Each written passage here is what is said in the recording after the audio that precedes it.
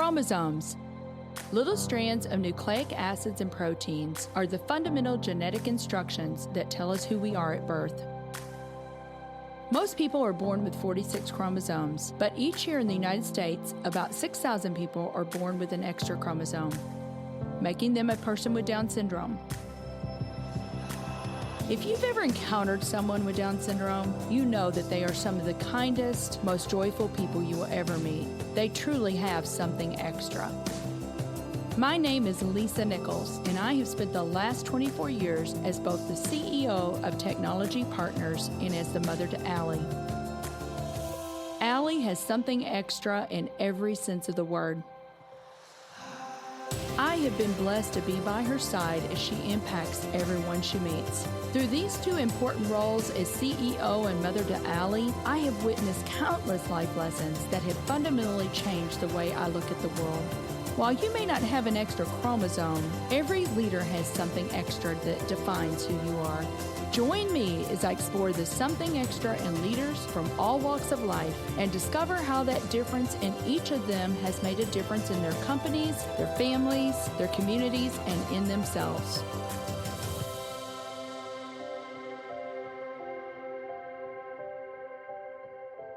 I'm thrilled to have Greg Holder on the show today. Greg is an author, speaker, and the lead pastor of The Crossing, a multi-site church in St. Louis, Missouri. Greg, thank you so much for making the time. I know you are so incredibly busy, but I am so honored that you made the time to be on the show today. Well, it's a privilege to be with you, Lisa. It's good to actually have a little more time to spend with you. I see you every now and then, but I love being here with you, so thank you. Very good. Well, let's dive on in. Okay. I know that we've got more material here than we're going to even touch on today, but I want to get into it. What was growing up like for you? There were a couple of defining moments for me. My dad was a professor at SIU, Edwardsville, Southern Illinois University in Edwardsville, and so was really familiar with the academic side of things. He then became a psychologist that moved into private practice. What that meant, though, was that we moved from a really small town in Southern Illinois, 1,800 people. I'm not making this up. No stoplights. Okay. No stoplights. And we moved from there to a western suburb of St. Louis County, and it really was in some ways like moving from Mayberry to Beverly Hills. And it was a culture shock for me. And when I say How culture, old were you? I was in the middle of the 8th grade. So let's just pick the worst time for a kid when he's like, trying to figure out who he is Sure. and confidence and all those things. So we moved in December of my 8th grade year. So that's one thing where I just really began to notice culture and how that works. I wasn't using that word per se, but it really did begin to inform the rest of my journey. And then there was another thing that happened actually with my mom and dad when I was younger in Illinois. We were coming home from a church service. So some of your listeners will know what it's like to go to church and come home from church. Well, you're sitting in the back seat. I'm sitting in the back seat. And I remember my mom looking at my dad in tears and saying, "How can Christians treat each other that way?" And so that started me off on a whole journey towards really just vowing that I didn't want to be a part of something that had an unhealthy culture. Now, I won't bore you with the rest of how I got into my line of work now, but it really never left me. And those two things informed me as I moved forward. Of course, when you look back, it's so much clearer. But, Oh, sure. But looking back, those were two things that really began to Kind of shape They absolutely your shaped philosophy. me. They really did. So you moved to a western suburb of St. Louis. Yeah. So you obviously graduated I did. from a St. Louis I did. high school. I did. Are you wanting to know what high school? Yes, All right. please. Parkway Central is where I graduated Very from. good. So, Well, yeah. when we first moved, we moved 35 years ago from Kentucky. Okay. And I just thought that was the oddest question. I'm like, I can tell you where, but I don't think Yeah. you're going to know, Yeah. anything Yeah. about it. So you graduated, and then I think you went to Baylor. I did. I went and to that's Baylor. probably where you met the best part of your life? That's absolutely right. Yes. So that's where I met my wife, Robin. She's from Texas. We stayed there for a little while. I came back here, finished grad school in counseling. We were really thinking at this point that that's what I was going to do for the rest of my days without going into great details. Had some opportunities to work in inpatient and outpatient clinics. But again, being a pastor, probably not going to surprise you that faith folds into this. I really felt, this is a loaded word, Lisa, I felt a calling.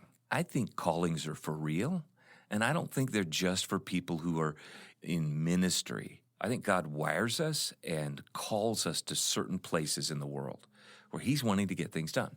The short version of the story is I felt God calling me out of what I would call the marketplace. The marketplace, yeah, right. And into this really wonderful but small startup entrepreneurial church. And, Like that 50 was 50 people or something like yeah, that, wasn't yeah, it about, Greg?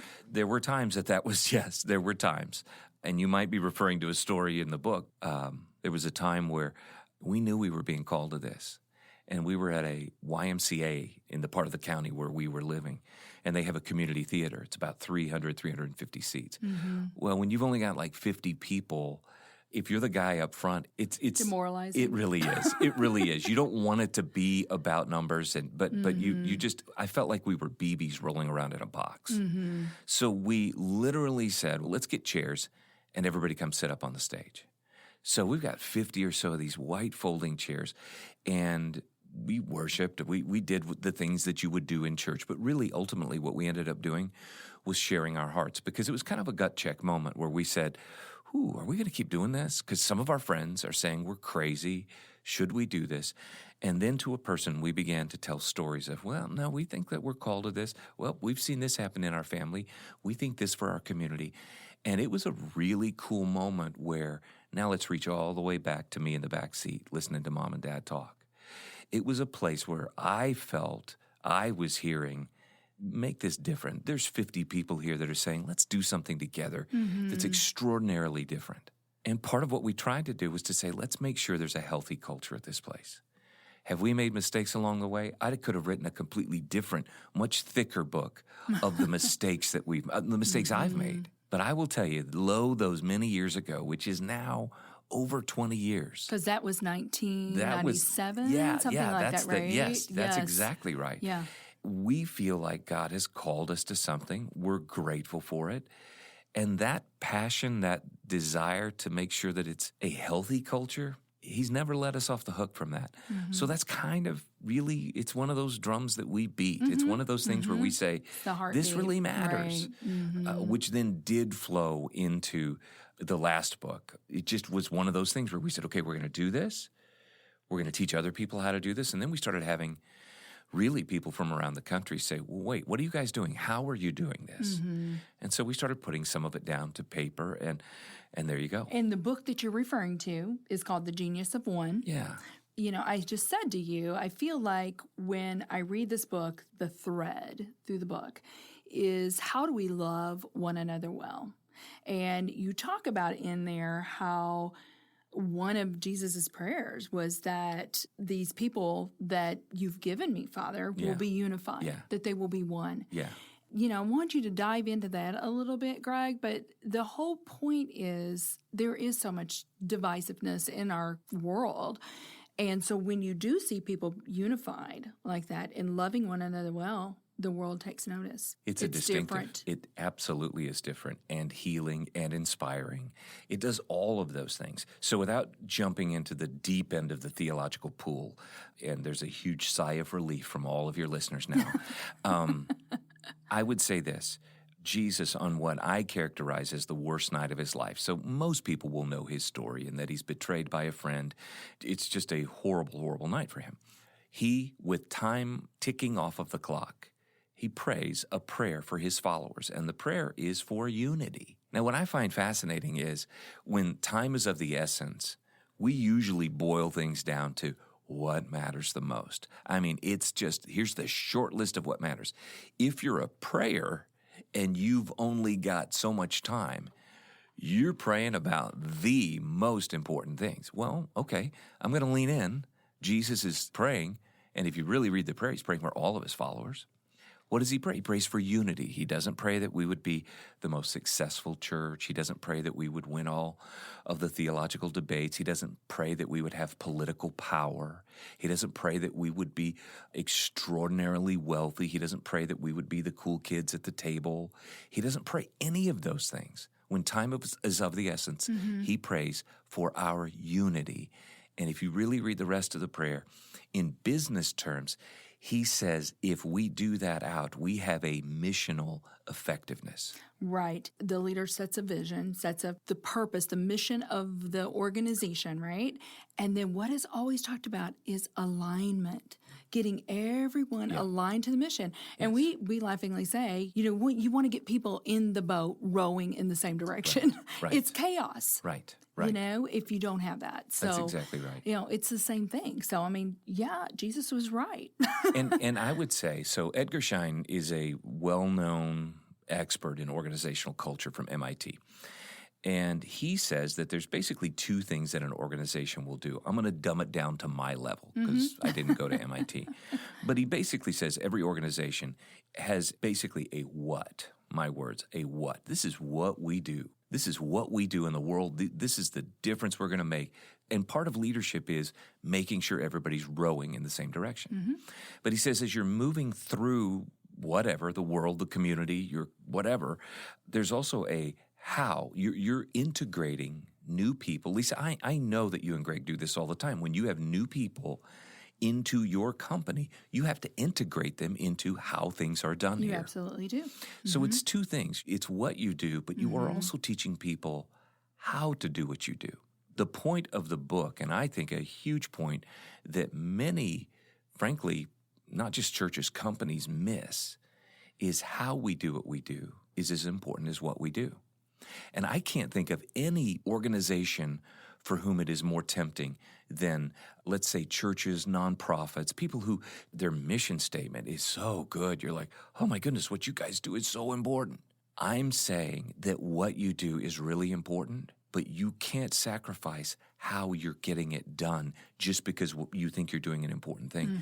Otherwise, you're leaving a whole bunch of bad stories and bodies out back. Right. I was going to say a wake of destruction. You're leaving a wake of destruction. Right. And that's where this cynicism comes from in the world. That's where this distrust of, well, I wonder if you're really doing it this way, which loops back to your point.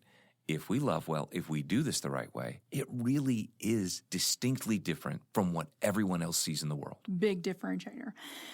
So, Greg, as I think about you, I think the Crossing probably upwards of 20,000 plus people that are either attending, they're listening in, because I want to talk to you too about technology and how that has really kind of come in. I think that matters, right? But as I think about that, I think about how you are just pouring out. You're pouring out all the time. First of all, I want to know, what are your life hacks for staying centered? And then you're pouring out, but who's pouring into you? Probably the answers may all meld together because I think those answers all wrap around each other. Okay, so who's pouring into me? I need to have certain leaders and thought leaders and people who will stretch me in things that I'm not thinking about. And so whether it's reading a variety of books, I'm a part of an organization where I get a chance to hang out with some other thought leaders, and we will together challenge each other on some things. And a lot of times this is offline, off radar. How do we help each other and encourage each other? And I would just say this. As it turns out, most of those people are not pastors. I've got wonderful pastor friends, both here in St. Louis and around the country. Some of those mentor me. So some of those will mentor me from afar. They'll also mentor me when we're close in. And at this point in my life, I want to make sure that I'm submitting to other people's wisdom on some things. I think one of the big dangers for leaders, especially leaders who are blessed with a certain amount of, the world calls it success. You can't believe all of, what they used to say, you can't believe all of the press clippings. You can't believe everything that everyone is saying about you. You really do need some people in your life who love you for you. Yeah, I agree. So having said that, I have people both locally and nationally who pour into me. Some of them are leaders of global NGOs. Some of them are pastors of churches. Some of them are business leaders and friends and artists. And then I also have a group here in St. Louis. Now, here's the cool thing. Let's go back to me telling you the story of the 50 people. So I'm in the marketplace, and we're a part of this little startup church before I'm the pastor. Well, what does that mean? That means I actually have friends who are still a part of this church, who knew me before I was pastor. And I don't know how to say this any other way. I'm not that big a deal to them. They love me, they challenge me, they encourage me. They are the first ones to exhort me and encourage me and protect me. But they'll also be my friends after I stop being pastor. Sure. What I'm trying to say to you is I need people around me who will remind me that my identity is not wrapped up in my title. If you're a leader out there, you better have some people around you who will help you, not just in the short term. Boy, does this help the short term. But the long play is there will be a moment where you no longer have the corner office, where you no longer are in the C-suite, where you are no longer the guy or the gal that you once were when you walk into the room. And you need people who are preparing you for that moment right now. Mm-hmm. Now, the good news is, by doing that, they're pouring into me now. I don't want to give the impression that they're taking me down a notch or two. They're the ones who are pouring into me and reminding me, this is what you do. You're not crazy for caring this much. I loved how you did this. You still speak to me. But they also help me with some of those lies that leaders hear. Sure. Oh, my goodness, I've got to do this. I've got to bat 1,000. I've got to this. Or on the other side of it, this is something I don't need to pay attention to. No, Greg, you need to pay attention to this. Mm-hmm. Mm-hmm. So I love that. I love that I have that. Now, take with that this idea that on a daily basis, please, Lord, hopefully I'm taking in His Word. Now, I encourage people, when I say His Word, I mean Scripture. I know I'm using pastor speak, but I will read Scripture and take that in. There's a bunch of different ways people do that. I'm in the middle of how you're reading the Bible through in a year. I do not recommend that for everyone. I really don't. I don't recommend that for me every time, but I'm in but that for now. Right now, that's what you're doing. That's what I'm in. Right. So I'm getting samples from different parts of Scripture. That's going to be a part of my morning routine. Mm-hmm. Trying really hard these days, and this has been about the last year, I do not want to pick up my phone and jump into a news feed or turn on the TV and pick that up in that first hour. Mm-hmm. It's really, really important for me to not do that. I've got plenty of time to read the culture. I've got plenty of time to read what's happening in the world. I need some of that self-care. And then I'll give you one more that happens, and I couldn't tell you it happens every day, but boy, we try to make it happen most days. Is it with Robin and I? This is going to sound unrealistic. I just don't think it is. For us, a quick time, genuine, honest, what's going on with your day? What do you have going today? And prayer. How can I pray for you? How can I pray for you? And I would say this, Lisa, for us, we're doing that out loud. It is a very powerful healing thing to hear another person pray for you and your day. And I will say, men, if you are men of faith, I know that's not everyone, but if you are a man of faith, you have no idea how encouraging and how empowering it is for you to say your wife's name out loud in prayer. And for her to hear that, that is not a bad way to start the day. It also helps us boil down what are those 2 or 3 biggies that I'm trying to get done today. I think it's really important before I hit the chaos of the day for me to know I got to click off on these 2 or 3 things today.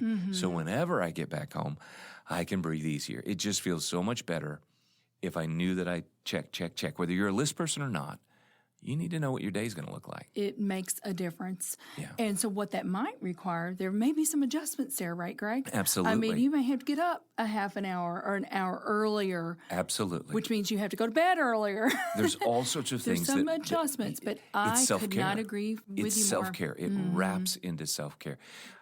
That's how this works for me. I in an organic way, I think I might have answered all 3 of your questions. Did. I don't know. I think you did. We're going to take a quick break, and we'll be right back with Greg Halder.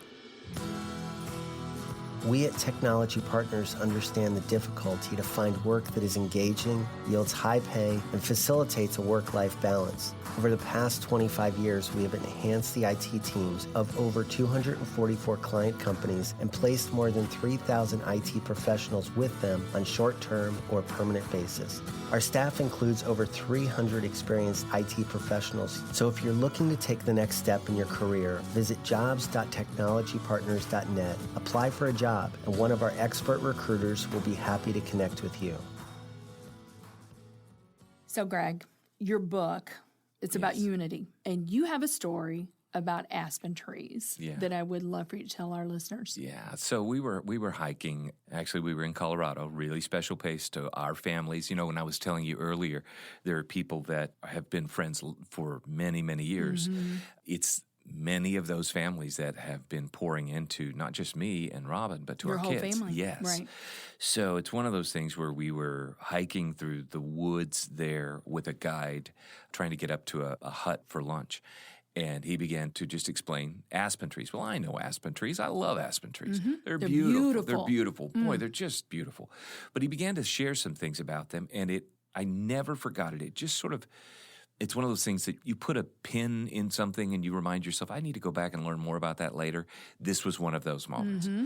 The way that this all fits in is that aspen trees function best in a stand. That's what you call a group of aspen trees. Planting an aspen tree by itself rarely works. It doesn't work well. The other part of that that's fascinating to me is that they are interconnected at the root system, which means that scientists will look at these huge, large stands of aspen trees as a single organism, as a single entity. In fact, the joke we make in the book is that by one person's measurements, the largest organism in the world is a stand of aspen trees in Utah. Sits on a plateau. I've not been to that plateau, though I'd love to go, but it has been around for millions of years. Now, here's what's fascinating to me about that. Because at the root level, these trees that seem singularly on their own, these trees are so interconnected that scientists say they share the same DNA. It really, truly is the same organism. Now, where that really plays out is they share nutrients. They share support, if you'll allow me to put it that way. Sure. The older trees give shade to the younger trees. Eventually, the younger trees catch up and then begin to provide shade for the older trees before they die out. If one of the trees is scarred, like say, people will talk about how the soft bark of an aspen tree, you carve your name in it invites disease. It's not a good thing. Don't do it. Don't do it. But what's interesting is that if that one tree is diseased because of the interconnectivity, you're actually bringing a threat into the entire stand of aspen trees. So now the rest of this group of trees is sending nutrients, sending these things. That is, for me in the book, that is a beautiful picture of what that prayer was we were talking about earlier. We're going to do this together as one. That's the genius of doing this together as one. We're not necessarily visibly connected to each other, but if we are a part of an organization, for us, if we are a part of a church where we are connected at the root system, well, that means an awful lot, and that's our best way, that's our best shot at thriving. So that's how a stand of aspen trees helped me to think about this. I mean, one aspen would be beautiful, but the real beauty is when you see the whole stand. That's right. It's just this beautiful sea of yellow, yes, that's a great point. You're right. You're right. You can put that in your next book. Yeah. Well, and it really is just another example, I would say, from nature of how this interconnectivity is really, it's the best way to go. Anytime somebody is trying to do anything out there on their own, there's a better way. I'm not saying everybody has to. Sure. I love people who go out and start things entrepreneurially, but even then, you're going to want people around you. You're going to want to be connected to people, which I'll be honest with you, Lisa, for us, and I don't know if you want to talk about this, but like even our church, we're in different places. Like we have 4 different sites. Yeah. Right. And on the surface, you would go, well, those are 4 different churches. But really, through technology and through some 21st century strategies, we are connected and we celebrate that. In fact, one of the phrases we use is we're one church, many locations. So for us, that's kind of a 21st century way of being in a stand of aspen trees. Technology is the enabler. It absolutely is. And I would say that for us, it's one of those things where we're using the technology to really push through ancient wisdom and ancient truth. And it's one of the ways that the root system stays connected so that we really are doing something in the St. Louis community. We really are doing this together. This would not be possible without technology. Right. Well, that's good. I like hearing you say that since we're a technology company. So as a leader, I mean, there are soul leaders out there, I'm sure, but there is a better way, and that is to have people around you. But that requires sometimes the leader being very humble and saying, I don't have all the answers. I don't have all the things that it takes to make this organization run. So you tell a story that's very near and dear to my heart. about being at a pool halls event. I would like for you to tell our listeners that story. Okay. The preface to that is I get to participate in cool stories and events that are far beyond what I deserve. So can we just say that out loud? Because for some reason, God just keeps giving me these opportunities, and I just want to pay attention to that. I would say to any listener out there, pay attention to your week, to your world, because there are these little and sometimes not so little moments where grace will ambush you. Pay attention to it. This was one of those moments. So because of a relationship with Albert and Dee Dee Pujols, we get invited to a game when he was still playing here for the Cardinals. We're sitting in a very nice box, you've got great seats, all of that. But part of it was to be with some folks from the Pujols Family Foundation, which is a wonderful organization that I just love and champion. In addition to that, there were a number of families that brought their children with them. So this is a great day. This is a huge day. And of course, everybody, no matter what else was happening, every time number 5 came to the plate, everything else stopped, Albert. right? Yes. So Robin and I are having conversations with people and just learning things. And there was a young man. There were 2 young men, actually. No, I take that back. It started off with just one young man. We were talking about baseball and Albert, and it was just this thing where he begins to talk about, and I think I used the term, his guns, because he was telling me about baseball and how good he is at baseball. And I was like, wow, how could you not be with those guns? And he knew exactly what I was saying. Now he's posing. He's got a buddy of his that he wants me to meet, and he's talking about his guns. But really what it came down to is one of them was saying, yeah, he can hit the ball, so you got to see the way he hits the ball. And then the other young man did not deflect that. It was like, yep, you're right. I own it. I am owning that. I can, I can. Yes. And I love that. There was no false humility there. But then immediately, without missing a beat, not even taking a breath, but you should see the way he throws the ball. Nobody throws the ball better than him. And Robin and I just watched this back and forth celebration of these two who were championing each other. And there wasn't this weird, awkward, oh, well, no, I can't really throw the ball. They both were owning what they did. This is how God made them. But they were celebrating each other. And it was just this moment where I walked away going, God, I am not kidding. I think when you've healed me of my insecurities, in heaven, I think I'm probably going to be more like them than they are like me, because that's what it's going to be like when my self-consciousness and my false humility gets peeled away, and I get to just go, wow, look at how God made you. Right. Look at how he made me. Right. Let's do this together. We shouldn't be waiting for heaven someday to figuring out how to champion each other and celebrate what God's done in us. I think that's the way it's supposed to be. I always say, Allie has no ulterior motives. If she tells you she likes the way your hair looks today, guess what? You can she count likes on it. it. You can count on it. She doesn't even understand what, That's right. That's so right. it's so pure. You said something a long time ago, and I quote you all the time, Greg. When I do this keynote for people, I talk about growth quotient and how important it is. If you have a really healthy growth quotient, if you have a propensity to want to grow as an individual, then you can move the needle on the things, the emotional quotient. You can become more self-aware. You can learn more about P&Ls and finance, Right. But you said something a long time ago about that. And you said, really, as a church, we don't get hung up on the numbers. But you said, but really, the reality is healthy things grow. Right. So if something's not growing, then you do have to go, Right. Right. So how important is that for an individual, for a leader, for an organization? I think it's essential. I don't know who to footnote on that, but I know I heard that from someone else. And when I heard it, just like when you heard it, it just makes sense. Of course, healthy things grow.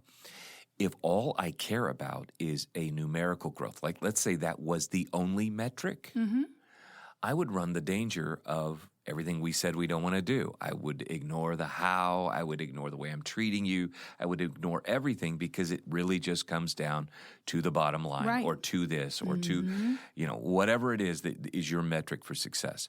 So you want to be really careful with that. Yes. You want to begin to define what success is for you so that you can celebrate that and pay attention when you're not getting there. When you're off track, right. I think it's the same thing for an organization. You want to be able to say out loud to your team, and I know you guys do that here, this is kind of how we're going to measure whether we're getting it done or not. And that's okay. I think that's healthy. I think that's what you want. There's a story in the book. I'll tell it really quickly. I love to fly fish. Best places to fly fish are like the beautiful places in the world. So I'm in Alaska. I get to do this usually every year. I'm blessed. We're in remote places. Little float plane drops you off. It's my wife and I, another friend and his wife, and a guide. And there's nobody around, okay? They come back and pick you up at the end of the day.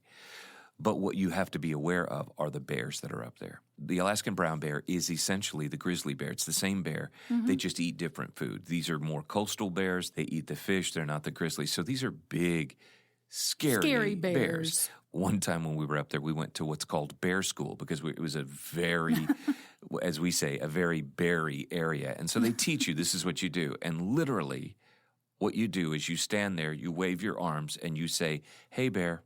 Hey, bear. And that's what's supposed to do it. Feels pretty crazy when that happens. Right. But for the most part, they leave you alone because there are fish in the streams. That's what they're trying to do, is to fatten up for the winter. Sure. Now, here's my point. As a leader, I love to fly fish. I love the mechanics of it. I love how difficult it is and how beautiful it is. You have to focus on that. You can't go in, at least I can't go into autopilot. I have to think about it. Okay. There are a lot of steps. I'm rolling into this. If all I do is focus on that, I will not pay attention to my surroundings. And there are times that you have to look and see where the bear is. It's like I have to be aware of what I'm doing, but I also have to be aware of what's happening in my organization and what the culture is, because there are things that will attack your culture. There are things that will come in close that will destroy what you're trying to get done. I'm not trying to be scary here, but it is flat out the truth. Right. So my punchline on this is, if I'm going to do this really well, if I'm going to fish, I got to fish. But the key is, as a leader, I think what you need to do is to keep one eye on the fish and one eye on the bear. You have to make sure that you are missionally effective. What's your organization doing? But I'm saying you have to keep the other eye on, how are we doing this, and where are the danger zones, and what could fall apart? As a leader, you really have to be thinking of both of those. That's awesome advice. You know, that is one of the something extras. You know, I was going to ask you, what is the something extra every leader needs? And I think that that's a good one. And you probably have a few more, but I'll go with that. Keep your eye on the fish, but you also have to keep your eye on the bear. Yeah. No, that's really good. Do you have any other ones? I mean, we've already talked about humility. Humility is really important. I think flowing out of the humility, I think truly that leads to all sorts of interesting things. As a leader, if you're humble, what does that mean? It means I don't know everything. I don't know how to do everything. Well, watch how that informs everything. We were talking earlier about how we surround ourselves with people who know more than we do. And that doesn't happen, Lisa, without humility. Right. So it informs how you staff. It informs how you listen. Am I going to ask curious questions? That's one of the things we talk about at our place. Ask curious questions. If you are truly humble, it will stir up an intellectual curiosity in you. You're going to read. You're going to listen to podcasts like this. You're going to go and put yourself in a situation or an experience or at a seminar where it's like, whoa, I hadn't thought of that. That's different than what I was thinking. Right. You won't do that if you start with the baseline assumption that I got it all going on. So I think humility really does lead to all of those things. It leads to everything we're talking about with the aspen trees, a more interactive way of doing things, creative collaboration. We could talk about so many things that are important. Right. None of it happens if the something extra isn't truly a humble self-awareness. Awesome advice. Awesome advice. Well, I want to give you the opportunity to tell our listeners if there's something really exciting coming up, and I think you can give us a little appetizer here, but you do have a new book coming out. Yes. So, we were so grateful with the success of this one and how it's been utilized, honestly, around the world. Pretty humbling to use that word. This next book is, if this one was more of an organizational approach, this next book, in so many ways, is a personal mission sort of approach. So think of this first one as, this is you and me working together, Lisa. This next book is, okay, what am I called to do? And the title of the book is Never Settle: Choices, Chain Reactions, and the Journey Out of Lukewarminess. It reaches back to a story in Scripture. Again, sorry, I'm a pastor. That's where I live. But it's a fascinating place where Jesus says to a church, You're neither hot nor cold, but you're lukewarm. And if you really understand what it says there in the original Greek, it's a really blunt, graphic thing that he's saying. Here's the punchline.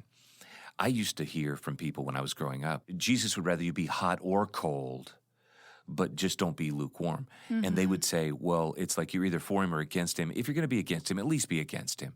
That's not what this means. If you understand the history of what's going on there, cold was a region very near this church where there was like cold, thirst-quenching water. There was also a region right next to them that had literally hot springs.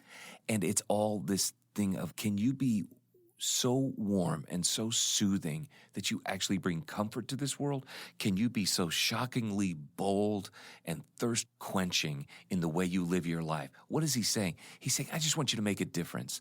The world does not need more tepid, lukewarm, let's play it safe people. Mm-hmm. And so the punchline of the book is never settle. Once we've explained that in the first chapter, we go off into how do we now make a difference personally so that we can actually move the needle on some things. Mm-hmm. So that when my life is over, Lisa, I want to be able to look back and say, there's a legacy there. Now, everything we've already said in this podcast is true.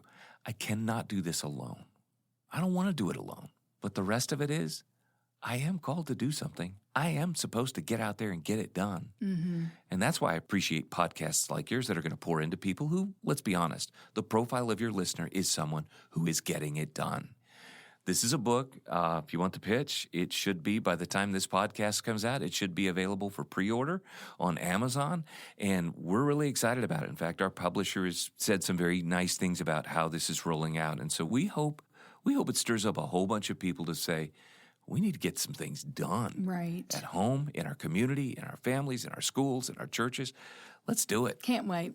Greg, this has been beyond fun for me. I have just loved this conversation, and I cannot wait for our listeners to hear it, and I know that it's going to help them. Well, I want to thank you again. Very easy. Loved being with you. Loved seeing you.